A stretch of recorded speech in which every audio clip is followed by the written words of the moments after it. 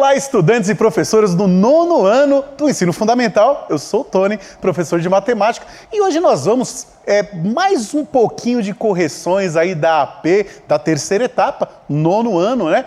Fazendo alguns lembretes aí para vocês. O primeiro deles é que, muito provavelmente, pode ser que a prova que você fez não contemple as questões que eu vou corrigir aqui agora. No entanto, né, as habilidades descritas, os descritores dos exercícios que serão corrigidos hoje, com certeza você fez. Talvez a historinha tenha mudado, os valores tenham mudado também. Então, dessa forma, solicite ao seu professor aí que te oriente para que você consiga localizar qual é a questão relativa a essa correção aqui também. Lembrando que essa correção está acontecendo 30 minutos antes da sua aula e também 30 minutos depois na reprise, à noite, né?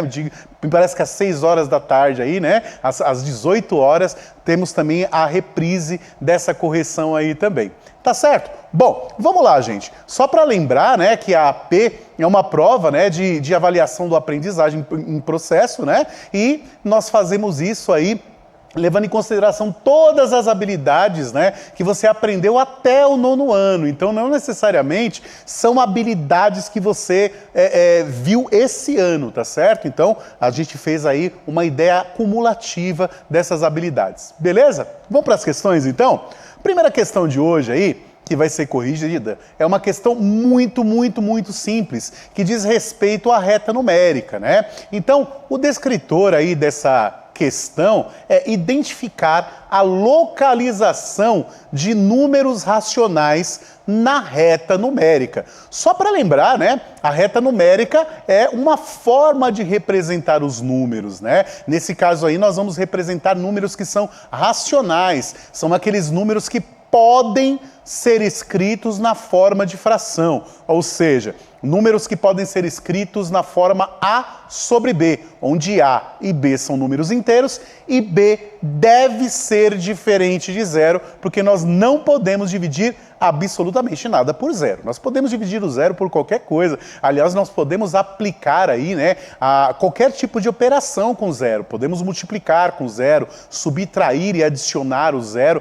Nós só não podemos dividir pelo zero, tá certo? Porque para algo existir, ele não pode estar dividido em 0 partes, tá certo? Muito bem, vamos lá. Voltando aqui para a tela, o que nós temos, né? Nós temos uma reta numérica, né, que onde foi graduado, onde foi marcado aí somente o 0 e o 4. E a gente consegue perceber, né, que antes do 4 nós temos um ponto marcado aqui, que é x.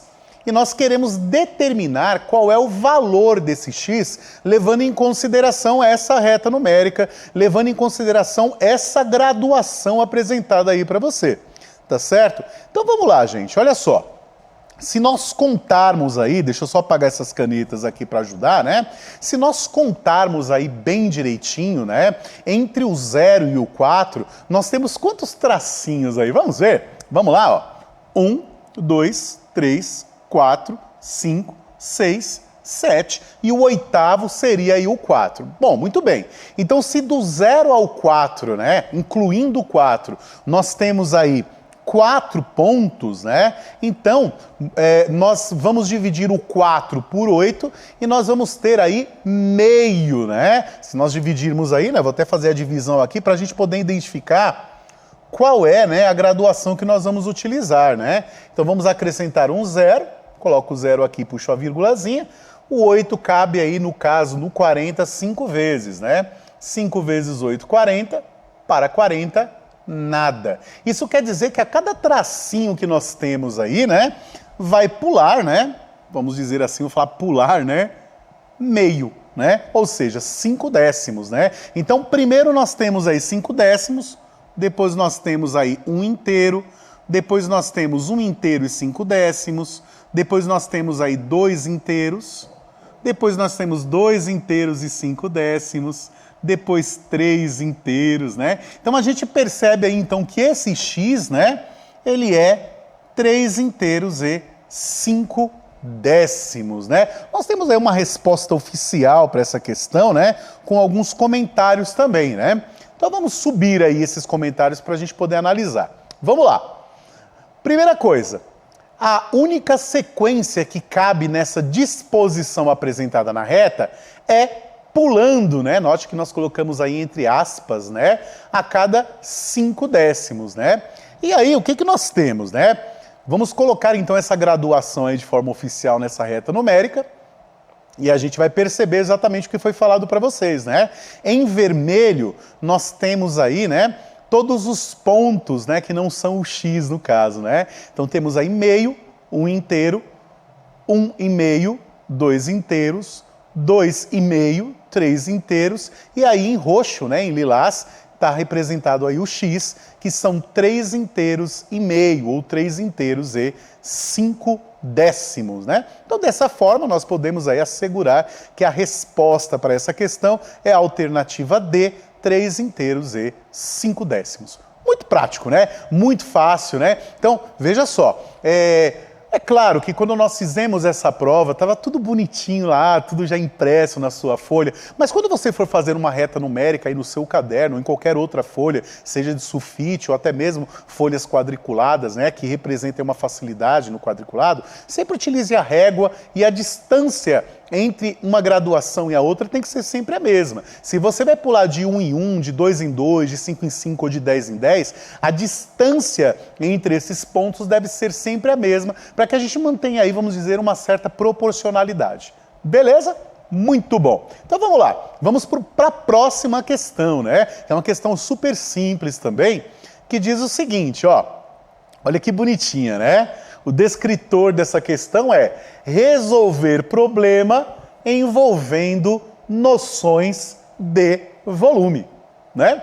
Então, só para a gente tirar uma dúvida, né? Quando nós estamos trabalhando aí com a ideia de geometria espacial, nós temos aí duas medidas que nós podemos aí apresentar, né? Uma delas é a capacidade e a outra é o volume, tá? Então vamos lembrar qual a diferença de uma coisa para outra, tá bom? Capacidade é quanto cabe dentro, do caso aí, do objeto, tá? No caso dessas caixinhas, né? A capacidade é quanto cabe dentro das caixinhas. E o volume é quanto espaço essa caixinha ocupa. Ou seja, capacidade é a medida interna da caixa, né? E volume é a medida externa da caixa. A gente já pode até criar algumas relações, né? Com essas duas medidas de capacidade e de volume, né? A gente pode dizer que 1 metro cúbico, vou até escrever aqui, né? Eu sei que não é o cerne aí da questão, mas nós podemos dizer aí que 1 metro cúbico é igual a 1000 litros, tá? Só que nós utilizamos aí a ideia de litro, mas para calcular a ideia de capacidade e não de volume, tá certo? Muito bem. E aí a gente precisa saber, né, qual é o volume desse desenho aqui, né, dessa figura que está sendo apresentada aí para nós, né? E aí a gente percebe que é uma certa dificuldade até para a gente visualizar um pouquinho, porque tem muitos traços, né, muitos pontilhados e talvez isso possa confundir você. Tá certo? Mas, ó, perceba que nós temos tipo uma escada aí, né? Então nós temos aqui um degrau aqui, né? Um degrauzinho aqui, tá certo? Esse degrauzinho ele vai compreender toda essa parte aqui de baixo, né? E a gente percebe que essa parte aqui de baixo, ela é, olhando lá pelo fundo, ó, observa lá no fundo, ó, de vermelho também, ó, vou pintar todo de vermelho o que compreende essa parte aqui, ó. Tá? Então a gente percebe aí que é formado aí de 9 bloquinhos, né? Essa parte de baixo, tudo que está em vermelho, né?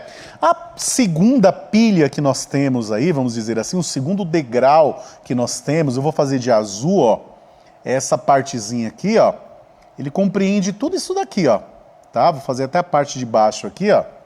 Tudo bonitinho, mas fica tranquilo que eu tenho uma outra representação aí para mostrar para você. E você percebe aí que tem 6. Então o de baixo tem 9, o de cima tem 6 e o último, né, que é apresentado aí para nós, né, que eu vou fazer de roxinho aqui para vocês, ó, tem apenas 2 cubinhos aí, né?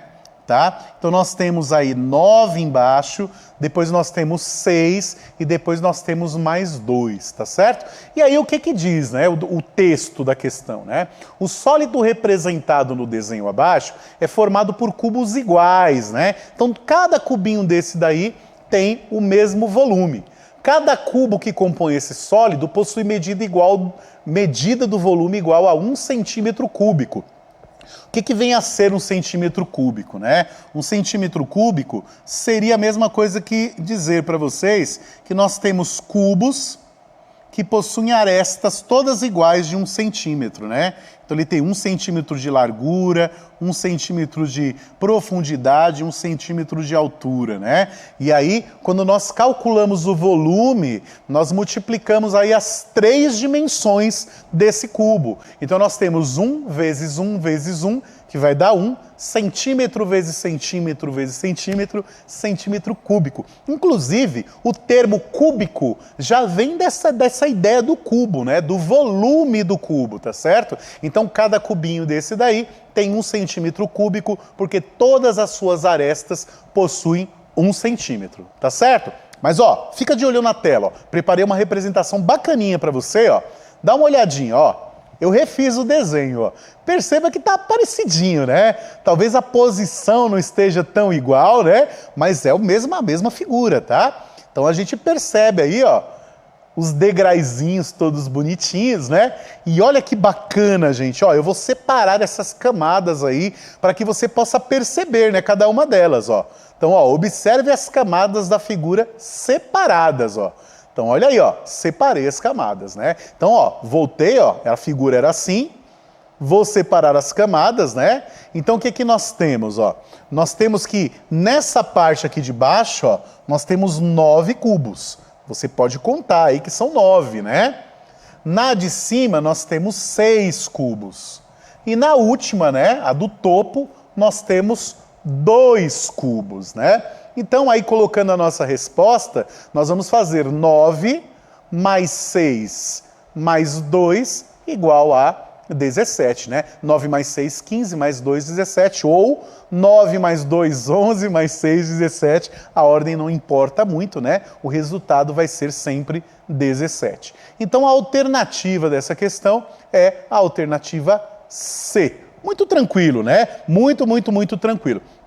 Muito provavelmente, alguns podem ter dificuldade em visualizar essas linhas, né? Porque a gente tem que, por intuição, prever que abaixo de um cubo nós temos outro cubo também, né? Principalmente aí os cubos que estão mais em cima, abaixo deles, existem alguns cubos que estão ocultos aí e talvez essa possa ter sido a sua dificuldade, tá certo? Mas em separado, tenho certeza que você conseguiu visualizar com muito mais praticidade, tá certo? Vamos para mais uma? Vamos lá! Próxima questão aí que nós temos, tem como descritor resolver problema com números racionais envolvendo as operações, né? Que operações são essas? Adição, subtração, multiplicação, divisão e potenciação, né? Então vamos lá, o que diz aí o texto, né? Gilberto é lutador, ele luta na categoria peso médio, para adultos de até 82,30 quilogramas, né? Ou 82,3 kg, né? Enfim, Gilberto se pesou após as férias e viu que sua massa era de 88,15 kg, ou 88,150 kg, né? Quantos quilogramas, no mínimo, Gilberto precisa emagrecer para poder voltar a lutar na categoria peso médio? Então a gente percebe aí que Gilberto aí durante as férias abusou um pouquinho do carboidrato, tá um pouquinho acima do peso, né? E ele vai precisar perder peso aí, tá certo? Assim, aproximadamente olhando aí, dá mais ou menos aí uns 6 quilos, né? Só que a gente não pode responder aproximadamente. A gente precisa responder aí bonitinho, como está escrito nas alternativas, inclusive mostrando a parte decimal, tá certo? Bom, nós temos que fazer uma subtração. E essa subtração, ela vai ser a seguinte, ó. 88,15 menos 82,30, né? Porque nós estamos calculando a diferença, tá bom? Gente, ó, eu faria aí um esqueminha bem bacana para facilitar essa conta pra gente. O que eu vou fazer, ó? Eu vou tirar aqui da parte de cima, ó, 16 centésimos, ó. Perceba que aqui tem 15 centésimos, tá vendo? eu vou tirar 16 centésimos, tá? Como é que vai ficar? Vai ficar 87,99. Você concorda, né? Digamos que eu tivesse R$ 88,15. Se eu tirar 16 centavos, vai ficar R$ 87,99. Eu vou fazer a mesma coisa com o número de baixo. Como eu tirei 16 centésimos de cima, eu vou tirar 16 centésimos de baixo também, né? E aí, ó, se fosse dinheiro, não é, tá? A gente tá falando da massa do Gilberto, né? Mas ficaria aí R$ 82,14. Você percebe como ficou muito mais clara aí a nossa subtração, né? Eu não vou precisar fazer empréstimos, né? Então eu vou fazer 9 menos 4 vai dar 5. Vou fazer 9 menos 1 vai dar 8, né? Vou fazer 7 menos 2 vai dar 5 também. E 8 menos 8 vai dar 0.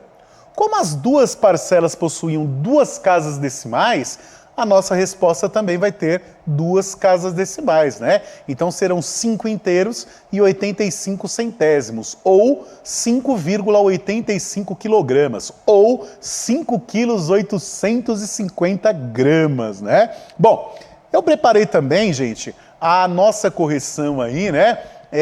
Mostrando para vocês o jeitinho tradicional, né? Pedindo emprestado, né? Então vou apagar aqui as canetas, né? Você pode voltar esse vídeo aí para verificar essa correção e até tirar print dela aí, dar um pause nesse vídeo, não tem problema nenhum, tá certo? A vantagem de estudar online, né? Então olha só, vou mostrar para vocês como tenho certeza que vocês farão, né? Então tá lá, ó. Devemos calcular a diferença entre a média e a massa de Gilberto. Diferença remete para a gente a conta de subtração. Aliás, você pode anotar esse termozinho aí, né? É sempre bom a gente anotar termos que remetam a operações, né? Então, diferença nos remete à operação da subtração, tá bom? Então, vamos fazer isso, ó. Então, vai ficar 88,15, 82,30, vou fazer uma conta de subtração, né? E aí, o que eu vou fazer? Eu vou pedir emprestado lá, né? Vou fazer primeiro, né? 5 menos 0 dá 5. E aí, do 1 não dá para tirar o 3, né? Então, eu vou pedir emprestado lá para o 8, né? Ele vai virar um 7. Vou emprestar 1 para o 1 que sobrou, vai virar 11, né? Então, 11 menos 3 vai dar 8. Muito bem. Aí, eu vou fazer 7 menos 2, vai dar 5. 8 menos 8 vai dar 0. E aí, como eu falei para vocês, né? Como cada parcelinha dessa daí tem duas casas decimais, a nossa resposta também vai ter duas casas decimais aí.